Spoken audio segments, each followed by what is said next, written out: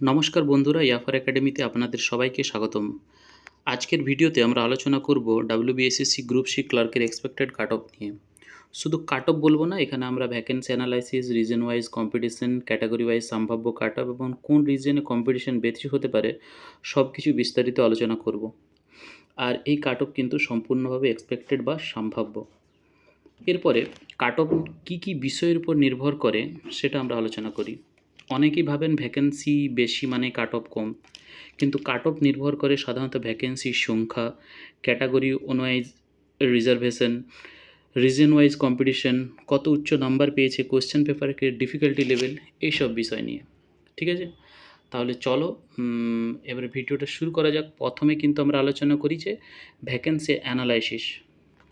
প্রথমে মোট clerk vacancy রয়েছে কিন্তু 2989টি, এবং রিজন ওয়াইজ ইস্টার্ন রিজিয়নে 717টি, নর্দার্ন রিজিয়নে 615টি, সাউদার্ন ইস্টার্ন রিজিয়নে রয়েছে কিন্তু 443টি, সাউদার্ন রিজিয়নে 491টি এবং ওয়েস্টার্ন রিজিয়নে 723টি। এখানে একটা বিষয় কিন্তু লক্ষ্য করার মতো, সবচেয়ে বেশি ভ্যাকেন্সি রয়েছে কিন্তু ওয়েস্টার্ন রিজিয়নে 723টি, এরপরে রয়েছে ইস্টার্ন রিজিয়নে 717টি, এবং সবচেয়ে কম ভ্যাকেন্সি রয়েছে সাউদার্ন ইস্টার্ন রিজিয়নে, কত রয়েছে 443টি।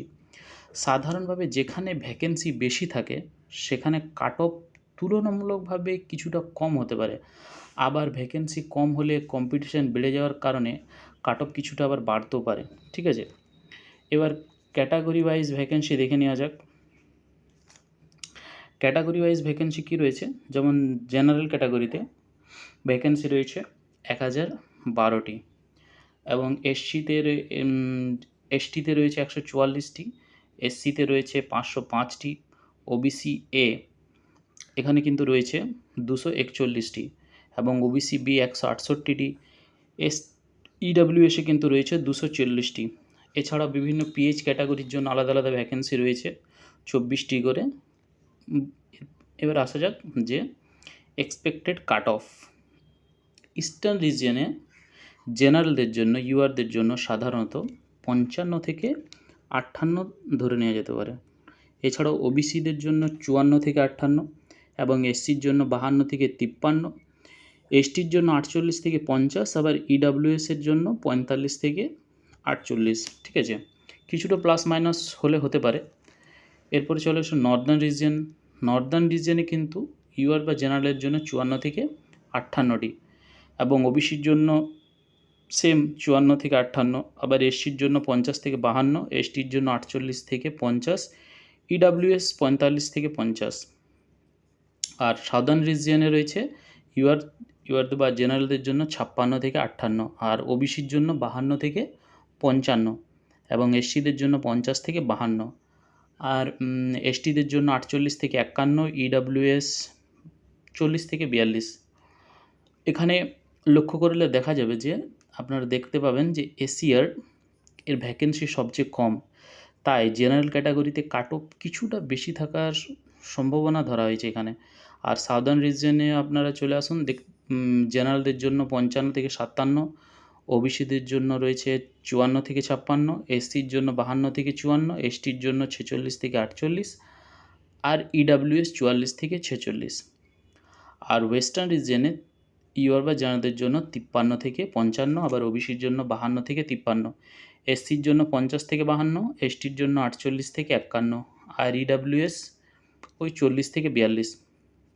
ওয়েস্টার্ন রিজিয়নে ভ্যাকেন্সি সবচেয়ে বেশি হয়, এখানে কাট অফ তুলনামূলক কিছুটা কম ধরে নেওয়া হয়েছে।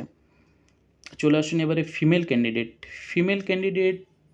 এই অ্যানালাইসিস অনুযায়ী ফিমেল ক্যান্ডিডেটদের ক্ষেত্রে প্রায় 2 নম্বর পর্যন্ত রিল্যাক্সেশন পাওয়ার সম্ভাবনা দেখা যেতে পারে। 2 নম্বর পর্যন্ত রিল্যাক্সেশন থাকবে ওদের জন্য। ঠিক আছে,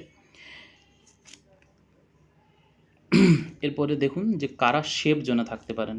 যদি আপনারা ইউআর বা জেনারেল হন তাহলে 56 বা তার বেশি, ওবিসির ক্ষেত্রে 54 বা তার বেশি, এবং এসটির ক্ষেত্রে 52-এর কাছাকাছি, এবং এসটির জন্য 49, এবং ইডাব্লিউএসের 45 বা তার বেশি।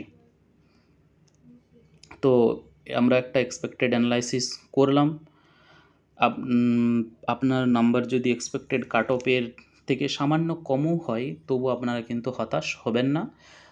প্রিপারেশান চালিয়ে যান ইন্টারভিউর জন্য, টাইপিংয়ের জন্য প্রিপারেশান কিন্তু আপনারা চালিয়ে যান। আর তাও সবারই ভালো হবে। আর ভিডিওটি যদি আপনাদের ভালো লাগে তাহলে অবশ্যই লাইক করবেন, শেয়ার করবেন এবং WBC, SSC, group D, group C, SLST, upper primary সমস্ত শিক্ষা সংক্রান্ত নির্ভরযোগ্য আপডেট সবার আগে পেতে ইয়াফার একাডেমি চ্যানেলটি সাবস্ক্রাইব করে বেল আইকনটি অন করে রাখুন। আপনাদের সবাইকে ধন্যবাদ। ভালো থাকুন, সুস্থ থাকুন।